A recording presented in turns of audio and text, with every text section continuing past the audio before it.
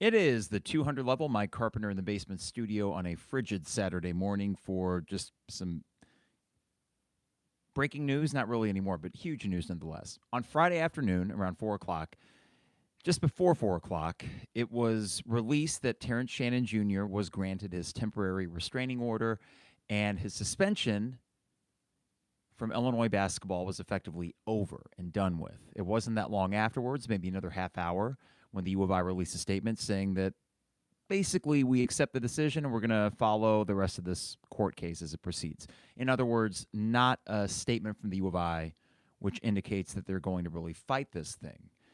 So within the span of 1 hour on Friday afternoon, talk about a Friday afternoon news dump, which is the signature thing for news, right? If you want something to get out there and just kind of get ignored or forgotten about by the end of the weekend, do it on Friday afternoon. I don't think that was what the judge was going for. And this is such big news that I don't think the Friday news dump really applies to this. This has ramifications, of course, for this team and the rest of the season, for Terrence Shannon Jr. as a basketball player and as a person. I mean, this is gigantic for him. And this could be big for college sports. This is now a new precedent that has been set that will probably find its way into other court cases as players find themselves suspended for violating athletic department policies and such. So I'm not going to pretend to know the long-lasting legal ramifications of this, but what we're going to talk about today are the immediate and rest of the season implications for this team. I did read the case this morning. Again, I'm not going to pretend to be a legal expert, but I read the 38-page filing from the judge, and I broke it down and found the areas in which Terrence's team won the arguments, the one area which they did not win the argument, which was the big one, you would think, and why the judge ultimately sided with Terrence. I know there's some people here in the chat window on an early Saturday morning, so hey, light that up. We will get to all the chat thread questions and comments that you might have. You know, there's the other element of this too, which we're the Illini fan podcast. So, I mean, we're going to talk about, as fans, how do we react to this? There is the obvious excitement of getting an All-American player back. To pretend otherwise would be disingenuous. To see Terrence Shannon Jr. play basketball, that's a fun thing to watch. And for this team, it inevitably, or what word am I looking for? Sure, we'll go with that. I'm sorry. It's Saturday morning. I'm struggling with my vocab. It makes them better. Unequivocally makes them a better basketball team. So how do we reconcile some of these things? Because there is a natural murkiness. Because this court case will not be solved. It will not be figured out in all likelihood before the season's over. So when you're at the State Farm Center or when you're watching away games with your friends, I don't know, how do you fan? There's a lot of ways to do that. And I don't know if there's that many right or wrong ways, because at the end of the day, we don't know fully what happened in Lawrence, Kansas. We have our biases, and I think most Illini fans have been honest about those biases, and I try to be as honest as I can be about those as well. We'll get into all that. I want to hit up the sponsors real quick, and what we're going to do is I read this 38-page thing, so if you don't want to, you don't have to. And I try to break it down, checkmark by checkmark. Why did Terrence and his team win this case? First, of course, DPDO, online at dpdo.com for all the best deals and prices. dpdo.com. They deliver anywhere in Champaign-Urbana. So go online, get a custom zone with any topping you want, or one of their favorites like the Maui Wowie or the Buffer Zone. That is dpdo.com. Also, State Farm agent Brian Hansen, online at brianismyguy.com. Life, auto, home, business renters, you name it, Brian is my guy, and he can be your guy as well. Dogtown Heating, Air, and Plumbing. Give them a call at 217-841-4728. Yeah, it's cold. You might have noticed. If you need your furnace checked out, if it's not quite operating up to snuff, give them a call today at 217-841-4728. That's Dogtown Heating, Air, and Plumbing. And finally, Owen Builders, LLC. Online at owenbuildersllc.com for home additions, patios, decks. Check out a gallery of their work. Great stuff online at owenbuildersllc.com. Also, Champagne Showers Podcast Network. Appreciate them. And appreciate you all for joining us on an early Saturday morning. We're going head-to-head against Sportsline. Lauren Tate, Steve Kelly, I'm coming for you. As a lifelong resident of Champaign-Urbana, 9 o'clock on Saturdays. That's sports line time on WDWS. The only time that we tried to fight that or compete against that was when Steve Breitweiser and I did the, let's call it the precursor of the 200 level, which was College Game Day Live on ESPN 93.5. We wanted to do our own pregame show. I wanted to wait. I would have done this on Friday afternoon, but this is the kind of thing where I wanted to sleep on it. Plus, who's listening to podcasts at Friday at 7, 8 o'clock? You should be out there drinking, having fun. Well, on the Saturday morning, here we are with a night's sleep to kind of reflect on everything that transpired yesterday. And I'm going to go over, and this, let's call it like 5 minutes. This is the Spark Notes version of what the judge filed yesterday. I broke it down into the different legal standards that Terrence's team was trying to win in court. They had multiple legal standards that they were presenting to the judge, and they were Title IX, property interest, liberty interest, procedural fairness, and irreparable harm. Oh, and balance of harms. Now, here's the legal standard that the judge was looking at. I took this directly from the TRO, what do they call it? Findings, result. This is where my legalese sucks. From Judge Lawless. To obtain preliminary injunctive relief, a plaintiff must show that 1, his underlying case has some likelihood of success on the merits. 2, no adequate remedy at law exists.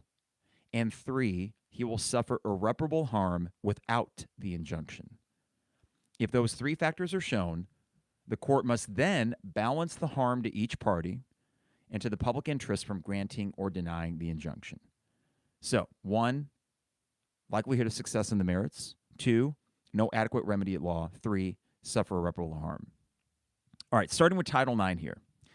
Now, we thought probably going in that this was the big thing that Terrence and his team was fighting for, that Terrence was not afforded Title IX protections. Here's what Judge Lawless wrote. The plaintiff claims that he has some likelihood of success on the merits of showing that the alleged incident took place during a, quote, education program or activity of Illinois because, quote, an Illinois employee in the scope of his employment at Illinois, in furtherance of Illinois interest, transported plaintiff and oversaw his trip to Lawrence, end quote. Hobson states the assistant coaches directed him, this is Hobson, the grad assistant, directed him to drive the 2 basketball players to and from Lawrence and oversee their activities that night.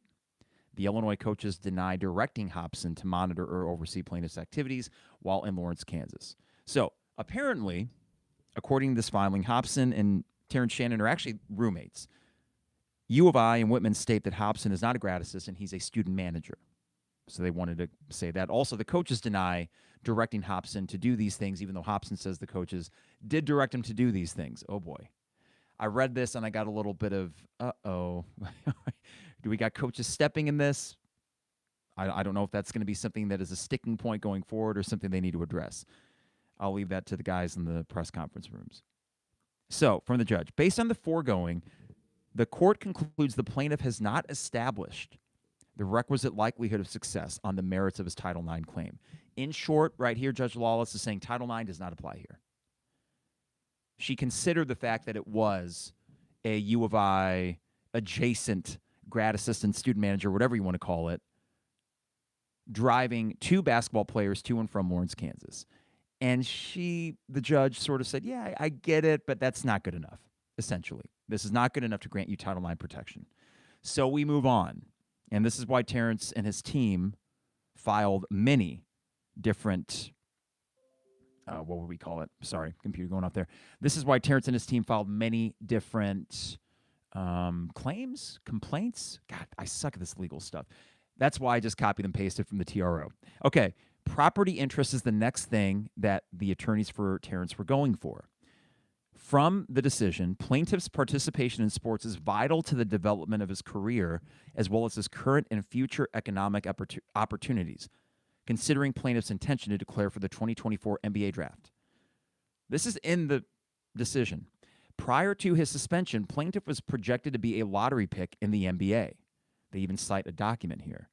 His participation in future games impacts his prospects in the draft and his earning potential. Courts have concluded that participation in athletics, quote, must be deemed a property interest protected by the Due Process Clause of the 14th Amendment, end quote. In light of the intersection between these policies and the impact on his future career opportunities, plaintiff's property interest claim has some likelihood of success on the merits. So remember, that's the first check mark. They got to show likelihood of success on the merits for all their arguments here, or at least some of the arguments. Judge thinks they did show that for property interest. We move on to liberty interest. From the decision, the plaintiff's suspension can and will impact his career opportunities, current income from his NIL contract, and anticipated future income. In the collegiate athletic context, a suspension can significantly inhibit a student-athlete's career prospects and earning potential that cannot be recovered through any adequate remedies at law. Plaintiff has satisfied the, quote, stigma plus, end quote, test and demonstrated a likelihood of success on the claim that the university deprived him of a protected occupational liberty interest. So, if you're keeping score at home, they lost the Title IX argument, but they are winning right now the liberty interest and the property interest. They're 2 for 3. Next up is procedural fairness. This is where the U of I, in all honesty, gets roasted. More specifically, the DIA panel gets roasted. There's really no other way to put it. From the decision, plaintiff was given notice and the opportunity to submit evidence to this panel, but only in the form of a written statement and documents. He was unaware of the alleged victim's identity, and there was no indication that he was given an opportunity to view the evidence against him. In reliance on the DIA policy, the conduct panel did not investigate the alleged offense, consider a written statement by the complainant, or have the ability to weigh the credibility of evidence in light of the nature of allegation. Plaintiff was not allowed in the hearing, and no recording or transcript of the proceeding was provided to him. The conduct panel is not required to submit a written decision or findings of fact for plaintiff to ascertain the basis for the interim decision, and there's no avenue to appeal an interim decision. I got a few problems with the panel reading this. I understand why Josh Whitman implemented something that looks, and this is me talking, by the way, this is not Judge Lawless, okay? So maybe I need to speak in a different accent or something to show. That's what she wrote in her decision, but here's my thought on the panel. Understanding that he is going for an independent sort of thing. 3 people appointed to a panel that you would hope have no or very little biases towards or against the athletes themselves, making a decision in the best interest of the university. Okay.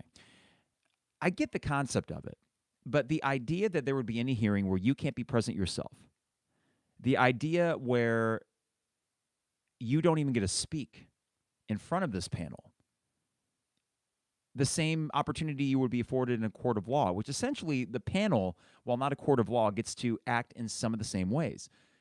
I don't want to say I rolled my eyes at the initial press release from Terrence's attorneys when they filed the TRO that mentioned that the U of I panel was essentially acting as judge, jury, and executioner. I thought, whoa, okay, that's some strong language. But upon reading this, they kind of acted like that. This is egg on the face of Josh Whitman, and I like Josh Whitman, and I think he'll recover from this. It's not like, well, that also depends on if Terrence would be found guilty. We'll get into all that, trust me.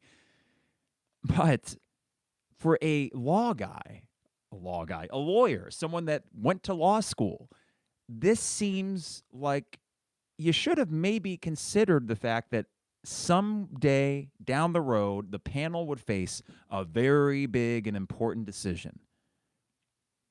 And that he didn't really dot his I's and cross his T's here in terms of implementing this policy. Terrence's lawyers and then the judge's decision kind of showed that this panel is haphazardly planned at best. U of I, or the DIA specifically, needs to scramble here and now come up with a new policy, because there's a precedent that's already been set against it.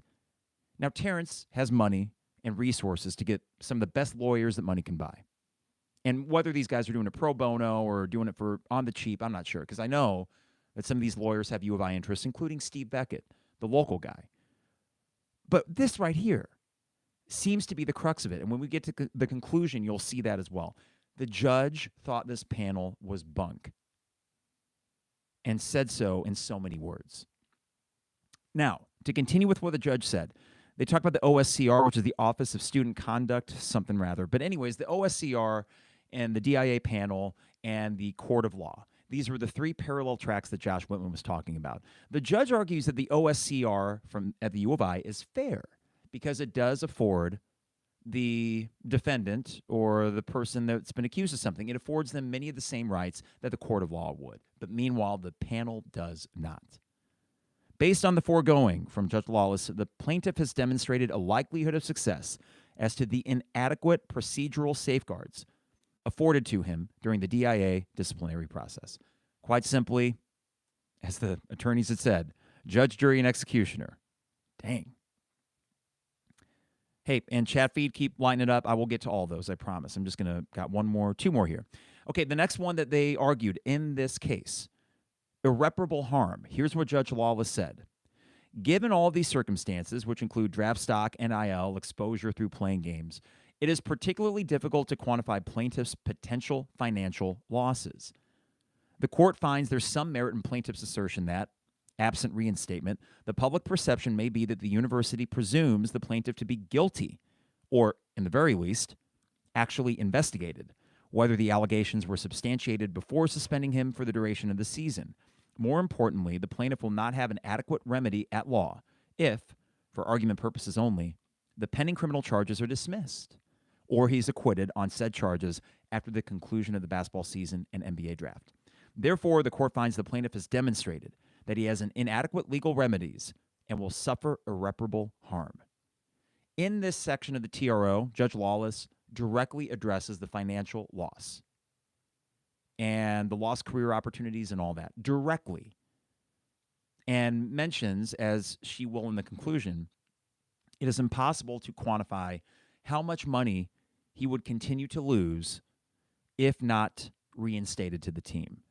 I thought that was really interesting because I didn't know if they were going to go that direction. We're kind of in a new era where college student athletes and their ability to be compensated for what they do, that is rather quickly becoming the accepted narrative. That's the right thing to do. They should be compensated for this, right?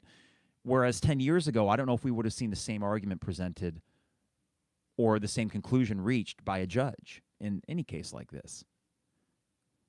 Last one, balance of harms. So the judge had said in the beginning, you consider all these things, and then if there is any likelihood on the success of the merits, meaning if the lawyers for Terrence Shannon, at least some of their arguments have success on the merits or likelihood of success, then the next step is you consider the balance of harms between Terrence Shannon Jr. and the University of Illinois. Who gets harmed the most by this decision? Or if they reverse the decision, does that balance of harm flip the other way? Here's what Judge Lawless said. The court does not agree to the harm that the plaintiff in the They're arguing right here that if they lift the suspension, the U of I argued that it would merely be speculative to try to guess how much money Terrence Shannon Jr. would be losing. U of I lawyers were saying, you don't know how much money he's losing. So Terrence's lawyers, they can argue that, but now you don't know if it's $1,000, you don't know if it's $100,000. The U of I think, essentially was saying if he's found innocent, he'll be fine. But our decision as a university is to uphold the suspension. So that was my ham-fisted way. Back to Judge Lawless. The court does not agree that the harm to plaintiff in the absence of an injunction is speculative. While it may be difficult to quantify financially, the potential loss of plaintiff's NBA career, NIL deal, and ability to support his family are more than speculative harms. Plaintiff alleges an injunction would eliminate the appearance of guilt and restore the presumption of innocence and status quo pending resolution of the criminal proceeding. While the court recognizes the strong interest the university has in acting pursuant to its policies, the court concludes that the irreparable harm to plaintiff by application of the DIA policy outweighs the harm to Illinois. Essentially, the balance of harm is much more firmly against Terrence Shannon Jr., is what Judge Lawless is saying here. He's getting harmed in a way that the university would not even approach if this decision were to get reversed. All right, conclusion. And then we're done with this legal mumbo-jumbo. But I wanted to do this just so, one, I can make sense of it for myself, and hopefully by just kind of taking the big parts of this, saving you the hassle of reading a 38-page document. Though I will say it is double-spaced, so it's more like a 20-page document. I always did that trick when I write papers, is I always write single-space first. And then at the very end, I do double-spaced, and voila, it's double the length. Conclusion from Judge Lawless. For the reasons stated herein, plaintiff has not shown a likelihood of success on his Title IX claim and is therefore not entitled to equitable relief. So, Judge Lawless says Title IX, no, doesn't apply here. As to the other counts, the plaintiff has established that he clearly has ascertainable rights that need protection, and there is some likelihood of success on the merits. The court further finds that the plaintiff has no adequate remedy at law and will suffer irreparable harm without an injunction. The potential harm to the plaintiff outweighs any harm to the university. The public interest is not harmed by granting injunctive relief to allow for additional procedural safeguards while he is presumed innocent of the criminal charges. Therefore, plaintiff Terrence Shannon Jr.'s verified motion for a preliminary injunction is granted. And there it is. Suspension is lifted. I need to find the statement from Robin Kaler at the U of I, which was so succinct that I thought it was very telling. Let me see here. Sorry, I got to go back to Twitter and the things I've reposted from yesterday. I got to say that Jeremy Werner and the Illini Inquirer staff, great job. News Gazette, great job. I thought that Lon and Derek did a really good job having that news break right before their radio show yesterday. And you know, if I were to say it's an issue that you tiptoe around, I don't mean that in some sort of negative way, because the word is rape. That's a big word. That's a word that is nuclear, and it should be.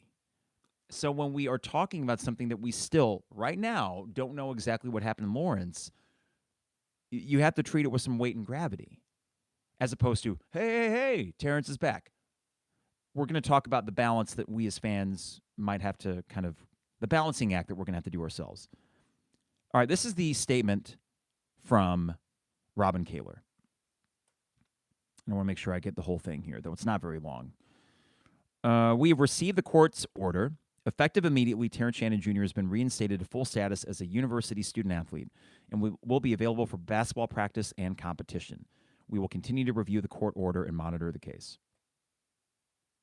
We will continue. So nothing about we're going to appeal this decision to the, circuit court in Chicago, because this was a district court, I believe, in Springfield. Nothing about that. Okay. I want to hit the chat window here, or give you guys a second, but I will say in conclusion of the legal stuff, which, again, I'm not great at, clearly. To me, what I parsed from this decision and the way that it was written by Judge Lawless, the big loser here is the DIA panel and the DIA policy, which was enacted 8 years ago by Josh Whitman. If I'm Josh Whitman, I don't know how I feel today. Talk about a weird circumstance where, on one hand, while he can't say this in public and would not say this in public, I don't think, his money-making basketball program just got an All-American back. Let's not kid ourselves. That is something that if you're an athletic director and your reputation and your standing amongst the fans and the university you work for is contingent on the on-court and on-field success. Yeah, well, that just went up considerably. And you have a team that probably can make a deep run now. They're kind of scary now that Terrence is back. We'll talk about that from a basketball perspective. But then from a personal perspective, since you were the one that came in and instituted this thing, which I don't disagree with. I mean, it's one of those things that you can't probably foresee a case like this. And I also need to make note that parsing through what Judge Lawless said, I don't think that an athlete not of Terrence's stature wins this case, because they would not have been able to make the same arguments about financial loss, irreparable harm. It wouldn't have worked for Dane Danger. I don't think. This worked for Terrence Shannon Jr. So maybe pre-NIL and all of that, this was something that Josh Whitman could not have foreseen. And I don't want to hold his feet to the fire for this, but I do wonder if there's any fallout for enacting this policy and then having a federal judge basically spit on it. I'm not trying to be hyperbolic here, but it does seem like the judge had a major problem with that. It was addressed pretty directly in that decision. In closing, as far as the legal stuff goes, that's a federal judge making a decision. Now, that does not mean that I get to, as a fan, completely absolve myself of, well, that means Terrence is innocent. These two things we hold in separate hands, right? What we have to accept to a degree is that a federal judge looked at this case and said, hey, his legal proceedings will play out, but in the meantime, he should continue to be able to play. And that part of it I will accept. And that's not me saying, hey, aren't I brave? I'm accepting a federal judge decision. Or, wow, Carp, as an Illini fan, how brave of you to accept the decision that brings Terrence Shannon Jr. back. I'm not meaning that at all. It's just that I'm not going to do any moral wrangling with this particular decision. That's a federal judge looking at it, this case, which is not about Terrence being innocent or guilty, but while he is going through due process, through the Lawrence courts and all of that, that he should not be punished in the interim, essentially. And if you ask me, well, do you agree or disagree with that? I kind of agree with that. I kind of do. And I say that not knowing if he's innocent or guilty. There's a chance that he didn't do a damn thing. There's a chance that he did something terrible. And we will find out someday and sometime in this year of 2024. We'll probably find that out. But at the same time, if we're talking due process, I kind of just agree with the sentiment that, yeah, he should be able to play. You know, let's get to the fan reckoning part of this. And then I'm going to get to these chat window things too, which I think are mostly about that. I was messaging with someone last night who understandably feels a bit of a moral dilemma about, okay, if I go to State Farm Center and anyone that's there tomorrow, and I'll be there for the Rutgers game, that place will likely explode when Terrence gets his first dunk. And you know what's going to happen. It will explode. It will be electric. Now, if someone feels icky about that, I understand. Because we're rooting for these guys. We're rooting for these 18 to 22, 23-year-olds. And for a lot of alums, I mean, they represent our university. We're kind of hitching our wagon to some uncertainty here, right? And what I said to this person through message was, I get it, and I understand that completely, because I'll be reckoning with some of those things myself tomorrow. But then I take a step back and I think about sports fandom the way that I think about the way that I love certain bands, or the way that I love certain movies and actors and entertainment industry people, right? The same way we root for sports isn't all that dissimilar from being fans of a band. And I don't know if this metaphor quite works, the idea of you separate the art from the artist. I don't know if that quite works for sports, or if it really even works anyway. But behind me, I got this Led Zeppelin flag for those that watch the YouTube stream. Led Zeppelin's the reason I'm a musician. They got me into rock music at a very young age. I have 2 tattoos on my body of Led Zeppelin. So clearly they're very important to me. In the 70s, Jimmy Page, 26 years old, dated Lori Maddox, 14. A little icky, right? And even if you say it was a different time and a different place, I'm at least going to grant you the ickiness part. And if you say, well, that's kind of sexual grooming or sexual abuse, I don't think I'd be able to say, no, it's not.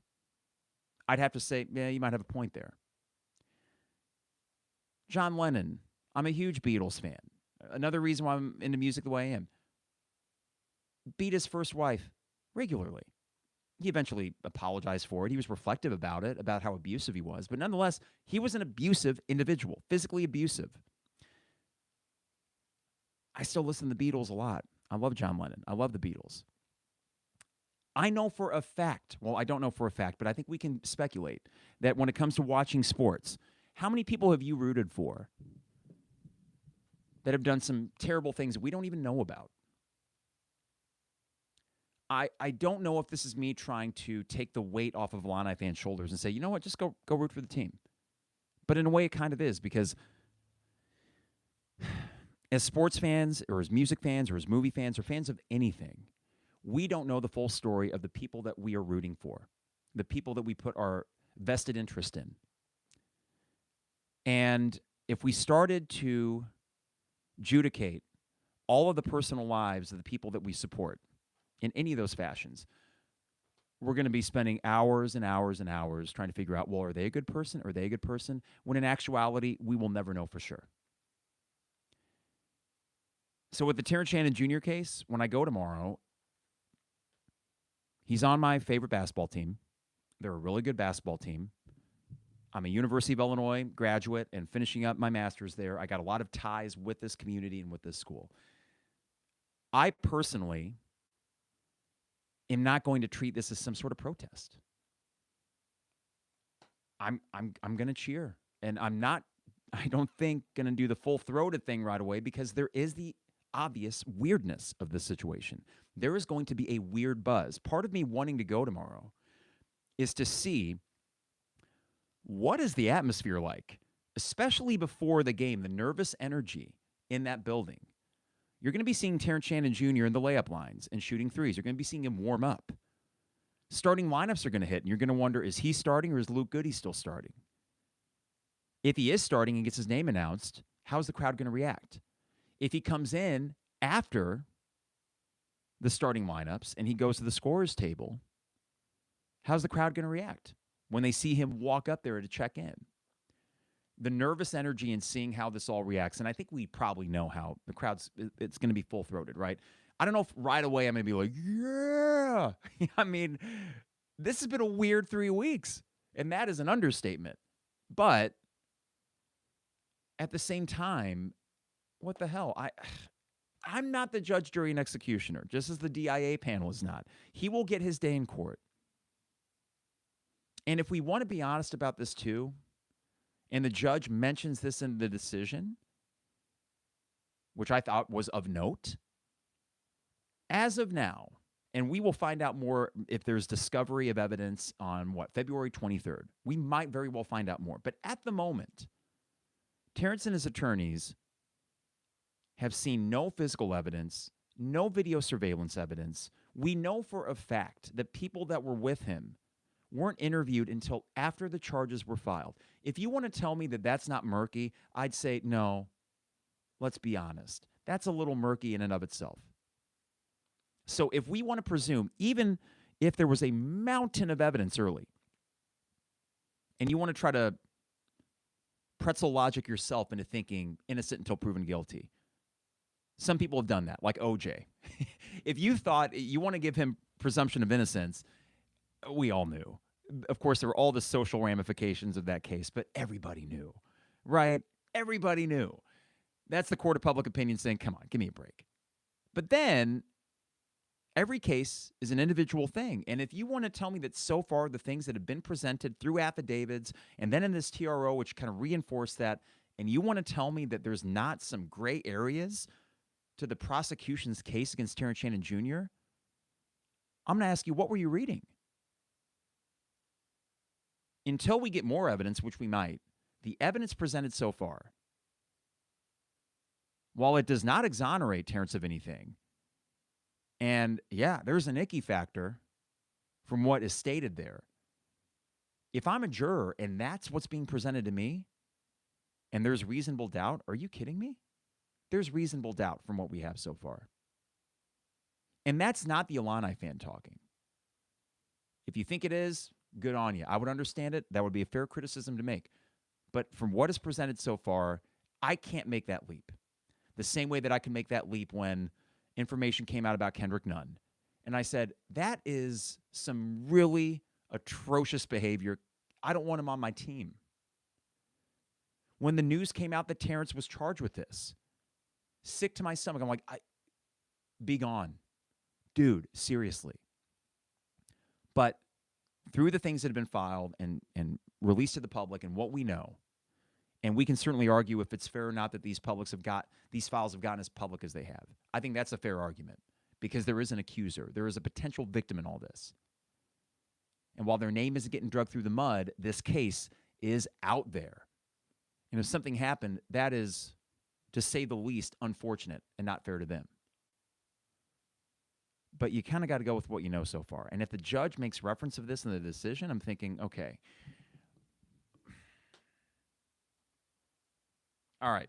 I want to go to the chat window here. And we got a nice little crew here joining us on a Saturday morning. Hey, take that, Lauren Tate and Steve Kelly. Just kidding. I saw Lauren Tate at the Maryland game. I should have said hello because the guy is an absolute legend. But thank you guys for joining me on what was kind of an impromptu podcast. All right, let's see here. From Illini fan 217, opposing fans on the road are going to be ruthless. I hope he's ready for that. Yeah, it's going to happen, Illini fan 217. Are they going to be able to sustain it for 40 minutes a game? I don't know. I have a friend of mine in our group chat thread who is a Michigan State alum, and he mentioned that, and I said, hey, I'll be East Lansing, and I could throw out a Larry Nassar chant or something, which those are apples and oranges. But I had made the point on an earlier podcast that, yes, if he were to come back, he's going to get an earful. And that's just what's going to happen. I also think that for a lot of these fan bases, they each, go down the list, many have skeletons in their closet from the past, whether it be a player that did something terrible or an institutional thing like Michigan State or Penn State where I'm like, what, you got room to talk? I'm here to watch a basketball game. And that's the thing. I'm going to be wearing orange or blue or both at East Lansing, and I will probably hear something or another about Terrence Shannon Jr. I don't know. That comes to the territory. I don't think that's going to I don't think Terrence or the team is going to huddle up and say, oh, God, they're so mean. No, they're competitors. And if anything, there is a tunnel vision thing that I would assume happens on the court for these guys. It's like if you get called this, that, or the other enough times, eventually you just kind of stop hearing it. So, yeah, he's going to hear it, no doubt. From Illini Brickroll, I'm curious about the cascading effects in the NCAA. I want to get some coffee there, Illini Brickroll. Sorry about that. Yeah, I am curious about that too, and this will be on a case-by-case basis. But if you want to chalk this up to another win for student-athletes in the NIL era, I think that's probably fair. It is granting them a court precedent that some of them might be able to use in future cases. Anthony, thanks for joining us, man. Appreciate it. And you mentioned, has there been a lot of negativity? I expected to see more. I'm trying to ask myself the same thing, Anthony, because we are in the Illini bubble.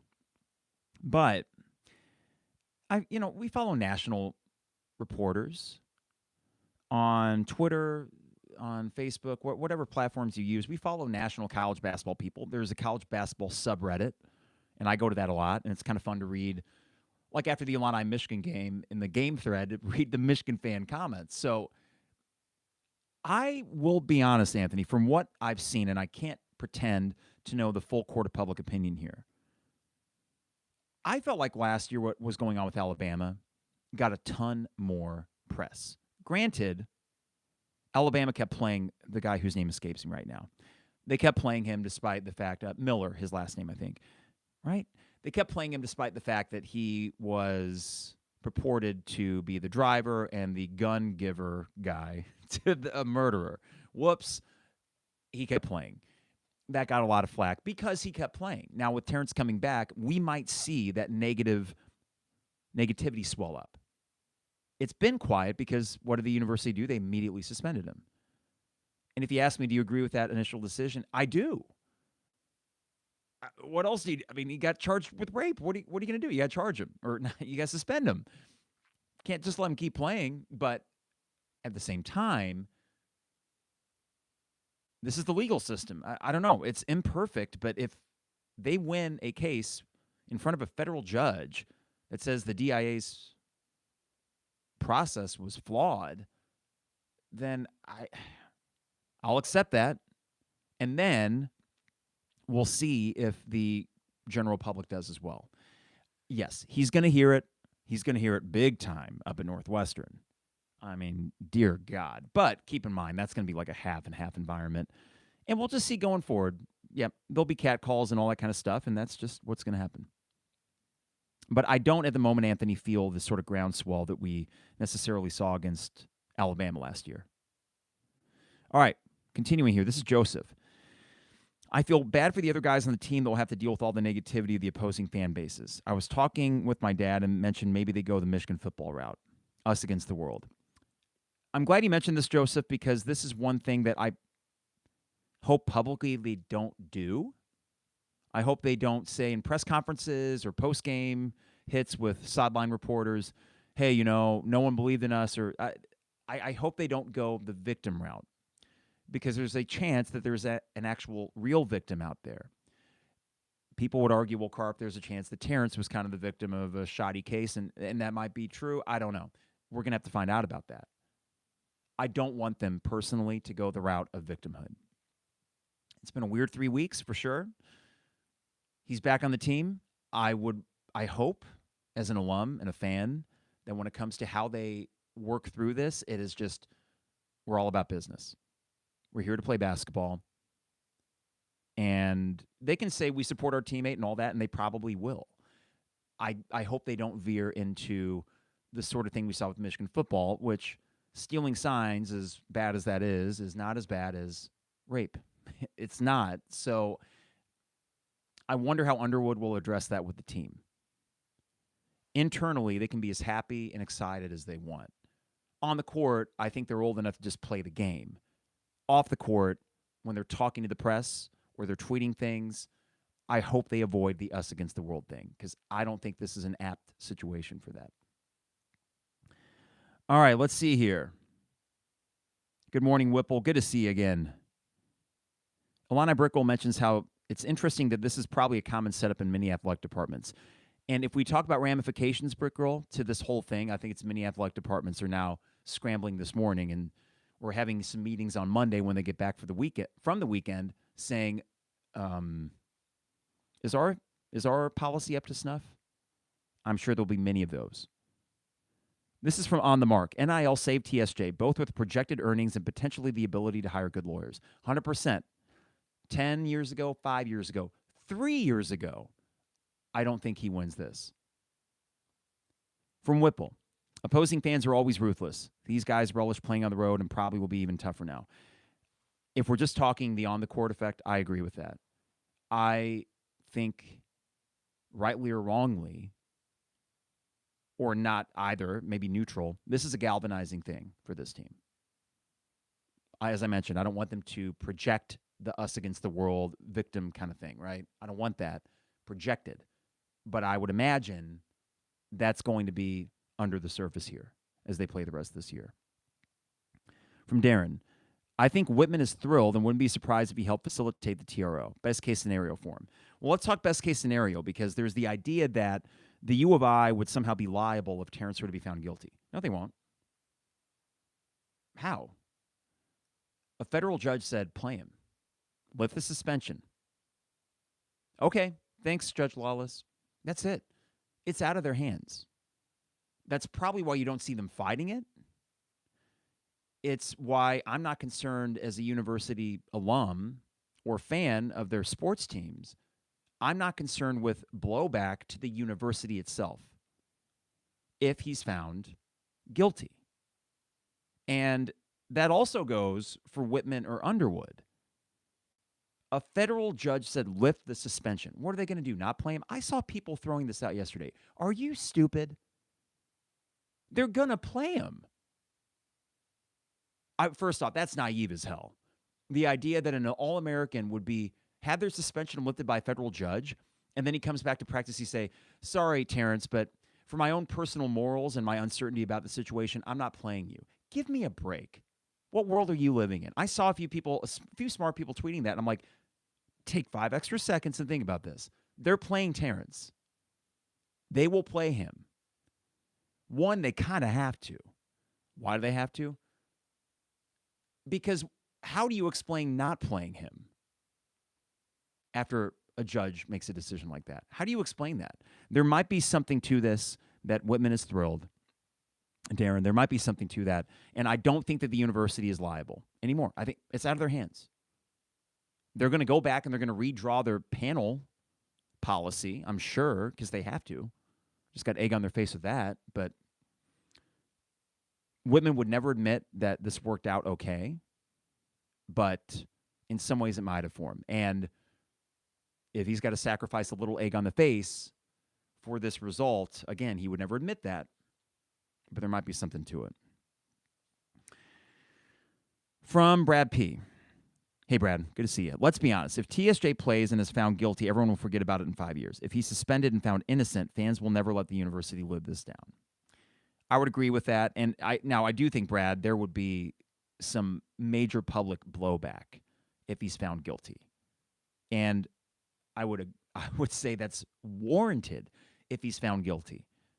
But on your second point, yeah, if he's suspended for the rest of the season and found innocent of this thing, oh man, the internal tension, and by internal I mean the U of I and its fans, not the general public, that would be rough to recover from. From Anthony, I'm more concerned on the fallout too. Is TSJ being treated differently because of the money? What if he was a gymnast or wrestler? I feel this is a rocky road to travel. Anthony, he doesn't win this if he's a walk-on. Well, I guess that he wouldn't have a scholarship if he was a walk-on. He would not win this if he was a bench warmer. He wouldn't, quite simply. So this precedent that's being set will not apply to all athletes.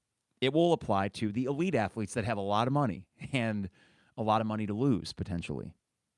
I'm going to get some coffee here. Sorry, everybody. And thank you all for joining me on this morning. For those that are, if it's your first time, if you can like the video or subscribe. I don't do a good job like Jeremy does with the Illini Inquirer stuff. If you could subscribe to us, that helps as well. Okay, this is from Bobo. Hell, the case could be thrown out by the judge in February for all we know.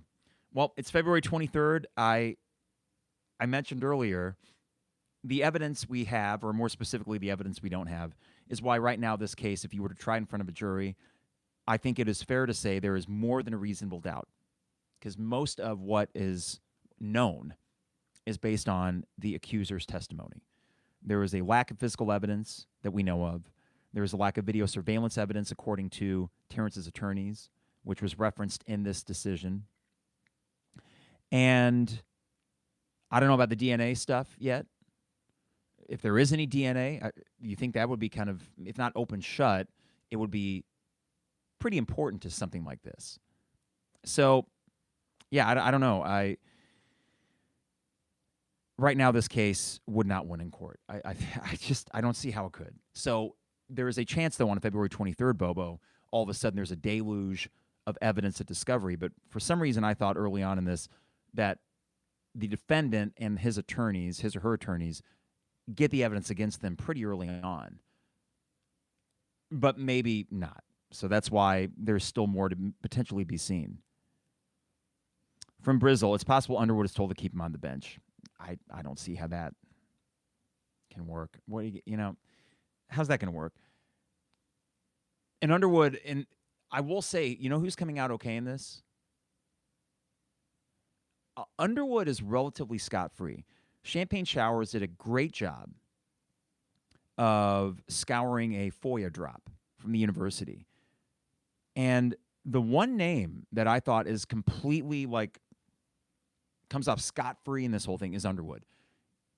Whitman's DIA panel, or in the policies that he's instituted, major points to him for one thing in particular. It is keeping the coaches out of the mess. I think he learned from John Gross and John Gross's really inability to navigate that. Think about that year and a half where it was Kendrick Nunn, Darius Paul, LaRon Black, Jalen Tate. And it felt like John Gross had kind of lost control of the program. This panel, so far, is keeping Underwood looking really good. Or at least taking it out of his hands. I mean, there's cell phone records where Underwood is essentially reporting everything that he knows, and he has people that he can delegate to deal with the policy. It's basically, coach, you coach. We'll deal with the discipline. I kind of like that. And I bet Underwood likes that too. This is from Illini Brickroll. We probably won't hear TSJ speak for the rest of the season, and he shouldn't. It'll be interesting to see Brickroll, the press availability. If he has a big game, does he go to the press conference? Does the university or does, Brad Underwood or Terrence himself say, hey, everybody, just to let you know, I'm happy to talk about the game, but I cannot discuss my ongoing legal situation. And there might be justification for that. I mean, he might be able to legitimately say, this is an ongoing case. I truly cannot talk about it. And I don't know if the local media is going to continue to press him on it. And honestly, if he says he's not going to talk about it, what would you hope to glean from repeated questions? I think you just go normal, Brickroll. And here's what I mean by normal. I think the press availability, pretty much normal. I think starting lineups and the videos before the game, are you going to see Terrence in those clips again? Yeah, I think you just basically operate as you were before. And, of course, that blows up in your face if he's guilty, as many things blow up in your face if he's guilty. But if you look like you're tiptoeing around too much, even though a suspension has been lifted, that doesn't look good on you. Now, the one thing I think may be treated differently are social media posts. So let's say Terrence is a game winner. I don't know. The post-game celebrations. Are the videos in the post-game locker rooms going to focus more on the team as a whole than like Underwood and Terrence together? Is Josh Whitman going to hug Terrence Shannon Jr. like he likes to hug many of his athletes? Yes, those are considerations, but I do think in the overall game day presentation, I think in the press availability, I think it's back to normal. And I do think that the press will ask questions, knowing Jeremy like I have for many years. If he's told don't ask questions about the case, I think he'll hold to that, but still ask questions about the impact those 3 weeks had on Terrence and the team. You kind of have to, right? It would be foolish and just like, it is okay to ask the team, how do these 3 weeks affect you? I don't think that's insensitive. And I think it's appropriate to ask. All right, sorry, I need to get some water here. I usually don't do the early morning podcast. From Anthony. I feel this blows out the charade about college sports. I thought the student athletes are there to get an education, not make money, and be a waiting room for professional sports. Anthony, in that way, I kind of appreciate the decision's verbiage, whichever, because it does sort of do away with the charade. We've known it's a charade for a long time. We've known for years that these revenue sport athletes specifically that generate tons of money should be making money. D. Brown should have been a millionaire out the door. He wasn't. If he was an NIL guy right now, are you kidding me with the amount of money he would make? And deservedly so. So, yes, Anthony, I like blow the charade out. It's not college sports. They are pseudo-professional sports where the jersey and the names on the jersey represent a university. They are not. The idea of a traditional student athlete is being chipped away at, especially with revenue sports, especially in the Power 5 or the Big 2. If you want to be honest about the Big 10 and the SEC. And I would prefer it to be authentic when we discuss sports, and that decision seemed to kind of go that direction. From Kenton, good point regarding art versus artist. We're fans. That's our stake in this whole thing. Bottom line, given his current state of affairs, do we want Terrence on the team or not? Seems most of us say yes. That seems to be the consensus. If fans are leery about that or if they don't want him on the team, I'm not going to say that they're wrong for that at all, because remember what the charge is. It's like, oh, yeah, that thing. Yeah, it's a pretty big charge, right? It's a nuclear word that deserves to be taken with the utmost seriousness, with the utmost gravity. Oh, from Brad P. Did you see the comments from DGL's mom? Listen, this was going around the internet yesterday. Dre Gibbs Lawhorn's mom on Facebook kind of had a rant because Dre did not play against Michigan. From what I understand, she's very vocal. I don't know. I don't want to comment on a player's parent, but she seems a little cuckoo for Cocoa Puffs. That's the judicious way I'll say it. what can you do if you're a college kid and your parent is just acting the fool on social media? Mom, quit it. Listen, parents are going to be parents. I would assume any player that has to deal with that just shakes their head and says, that's just mom being mom. What do you do? But man, the screenshot I saw from that, I mean, there was one day where she said she wants Illinois to lose every other game. And it's like, oh my God. Listen, as someone that's probably her age, when I see adults acting like children, especially as a teacher, I want adults to just hold themselves to higher standards than acting like an immature baby. So, yeah, there's part of me that's like, oh, shut up. Go away. But it's a free country, whatever. You got to find the comedy in it because there is pure comedy in her whole shtick. I will say that. Illini Brickroll mentions it is very icky and weird. I see both sides of this, but I want to respect the process, which says he should be allowed to play right now. It is icky and it's weird. That full stop. It just is. And that's why tomorrow is going to be a really interesting atmosphere in there. All right, let's see here. From Anthony, I do appreciate the Illini reflection since I don't think this isn't happening at unscrupulous Big Ten schools. You know who. From Brizzle, it's very possible it gets dropped in February from what I've read. I don't know about how easily cases can get dropped. If it got this far, can you just drop it? I'm not sure. But short of more evidence coming out, and then might, what we know about the case does not at all seem open and shut. Oh, okay. Kenton, who, full disclosure, good friend, went to the game with him against Maryland, said, hey, I said hello to Lauren. He was just getting his steps in. Go, Lauren. Legend. And still a good rider and still a good radio guy. He's got it. And by the way, thank you guys for tuning in. We'll wrap up here with the chat thread. But again, if you could subscribe or like the video, that's much appreciated. From Eris262, he's going to get booed, and he knows it. If he's innocent, he's not going to let it bother him and maybe even feed off of it. That's my prediction anyway. I'd think so. If he is innocent of this, then you, as a competitor, probably try to channel anything, and this would be one thing you could channel. Again, don't say in a press conference anything along the lines of I'm a victim. The same goes for his teammates, but I'm sure that is how he will feed off of that. From Justin, what's up, Carp? And Justin's last name is Carpenter as well. Maybe long-lost cousins. Who knows? What's up, Carp? Was surprised by the outcome of the TRO. I was shocked, Justin. Excited, but tempering my expectations on how quickly he will be inserted back in the rotation and how him being back will affect the flow. Let's talk about that on the court. I'm actually encouraged at the fact that 3 weeks without Terrence Shannon allowed a guy like, let's say, Ty Rodgers to become more of a focal point of this team.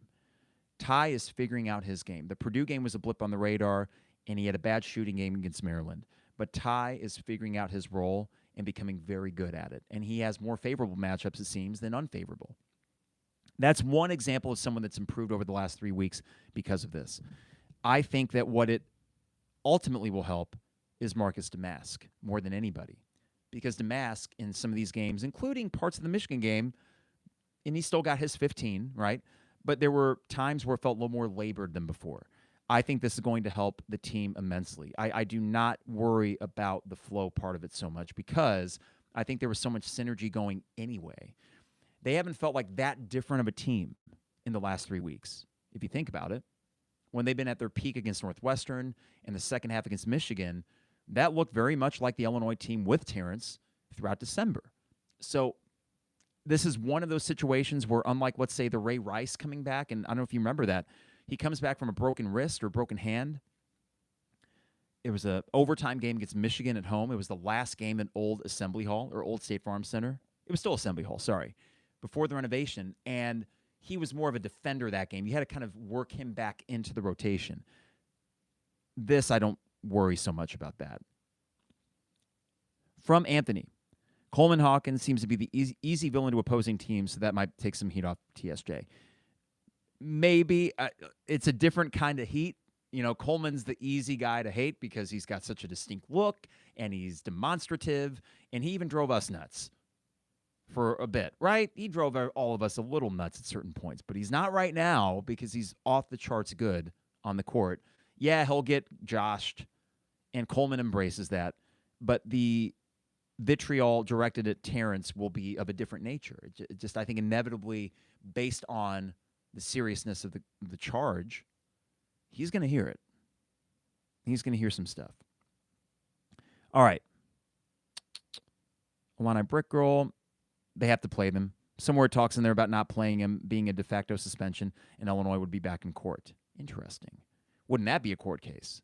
A coach deciding that someday will Dre Gibbs Lawhorn's mom go to court? I'm not even kidding. Could she go to court for her son and say his NIL opportunities are being severely hampered by not getting played? I bet she's going to call Konoski and Associates today and figure that out. Can I take Brad Underwood to court for not playing my son? I kind of want to see that play out. I mean, just for the comedy of it. But you know what? Maybe not comedy at all. The ramifications of this Brick Girl, and I know you mentioned this earlier, this decision mentions lost financial opportunities time and time again. So if you're a player in a revenue sport for any team that has an NIL fund, if you're someone that got listed on one mock draft, do you have precedent now? Maybe. All right. Let's see here from Mark. Whitman and company overstepped. They can't acknowledge his presumption of innocence, then suspend him. If he's found guilty, his current employer should do the punishment, not preemptive. That essentially seems to be what the decision said there. Good to see you again, Mark. As Kenton says here, benching him makes a statement, playing him does not. Pretty much.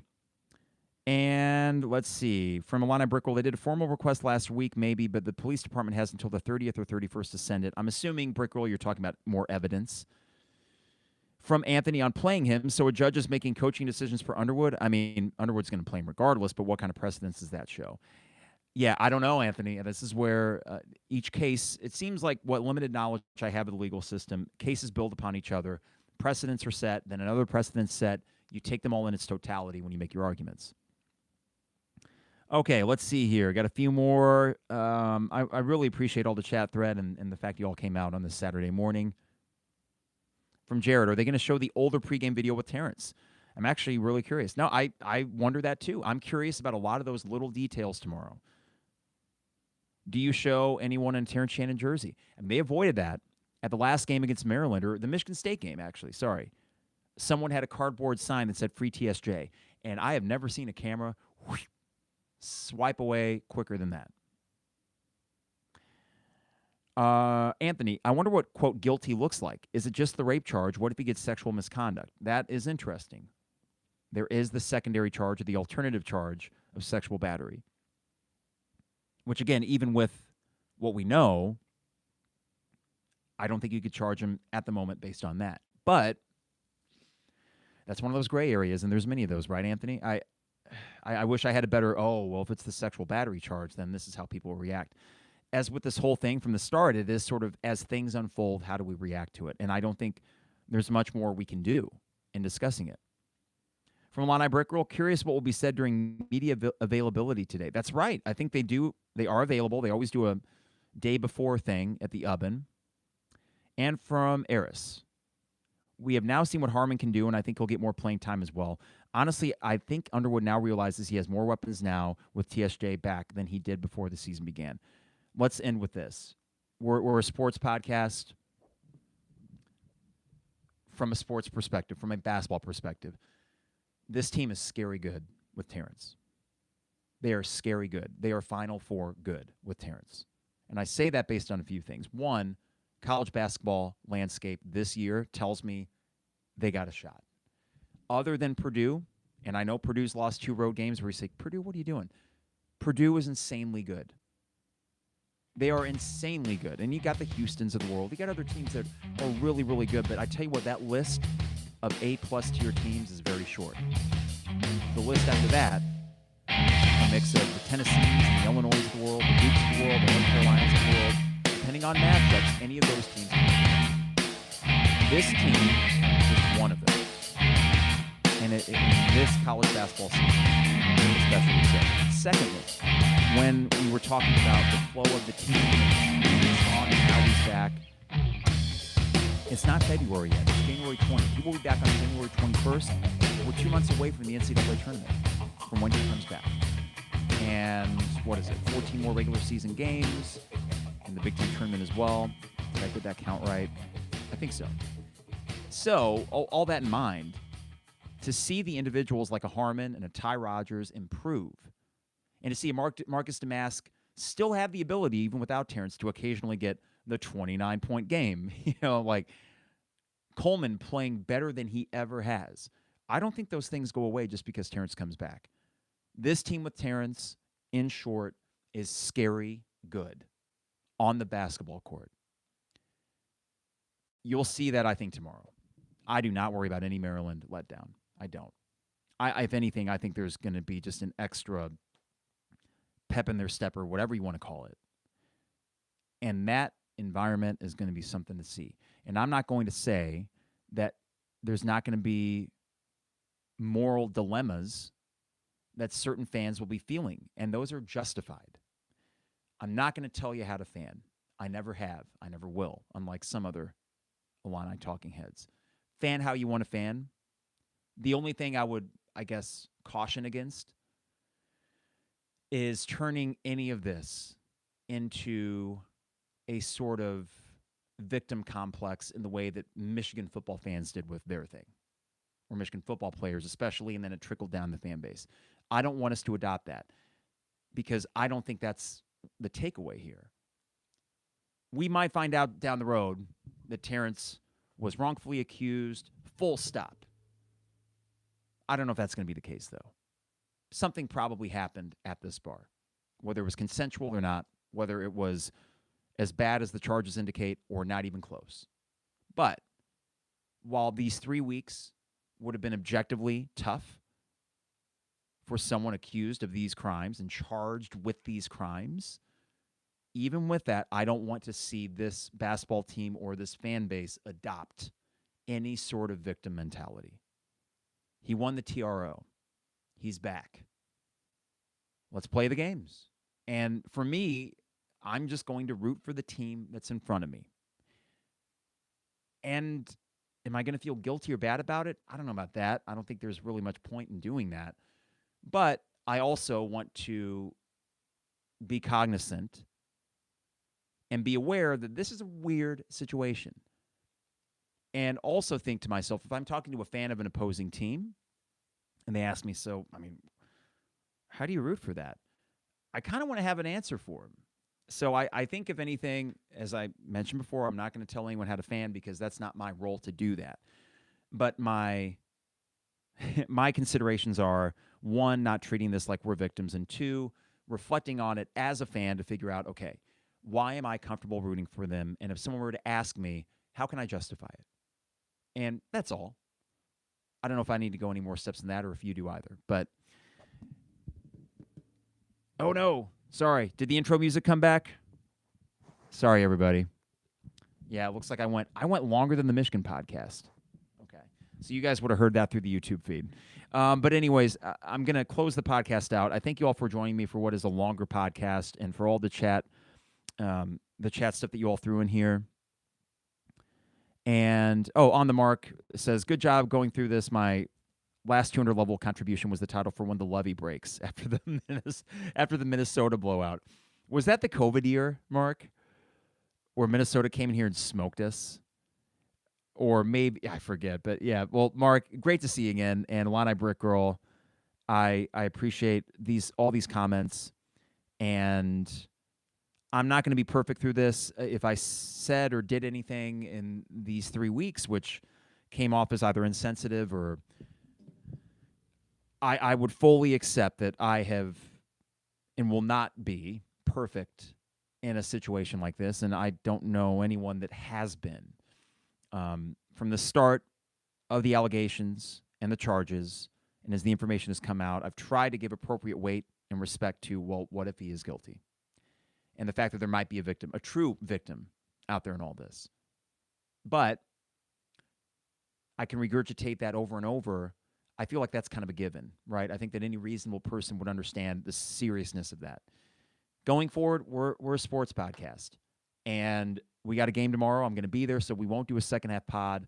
Not sure if I'll do a Sunday evening or maybe just wait until Monday to react to the game and the experience at State Farm Center. I mean, Jeremy and Derek do such a great post-game pod anyway, so we'll probably wait until Monday. But going forward, this will be basically a sports podcast. And I think that's that. I mean, Terrence is back. Hey, from just a straight up like big story perspective, I don't remember covering one like this. And I hope to not have to cover this as a fan or as a podcaster again because of just, I mean, come on. The charges levied against him are really big, right? I hope that the players I root for are ultimately good people, but I can't guarantee that. So as we continue to root for Illini sports, basketball, football, you name it, you know, there's just always that element, and we'll be navigating it, and everyone's just doing the best they can. Not my most eloquent into a podcast, but I really do appreciate you guys tuning in and sticking around for a longer podcast. And I got to thank our sponsors. And if you want to support us, one, for all you YouTube people, subscribe on your way out if you haven't already. And if you could like this video as well. But got to thank DP Dough, online at dpdough.com for all the best deals and prices. dpdough.com, they can deliver a piping hot calzone to your doorstep in the freezing cold. But hey, if they do, tip your delivery driver as well. dpdough.com. State Farm agent Brian Hansen, online at brianismyguy.com for life, auto, home, business renters, you name it. Brian is my guy. He can be your guy as well. Cannot vouch highly enough for him and his staff. We've been working with them for a few years and really happy to have them as part of the podcast. State Farm agent Brian Hansen. Also, Dogtown Heating, Air, and Plumbing. You may have noticed it's really cold out there.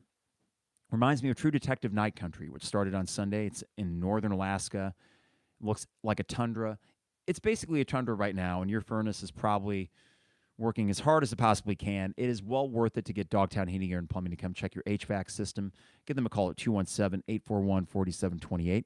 And finally, got to thank Owen Builders, LLC, online at owenbuildersllc.com.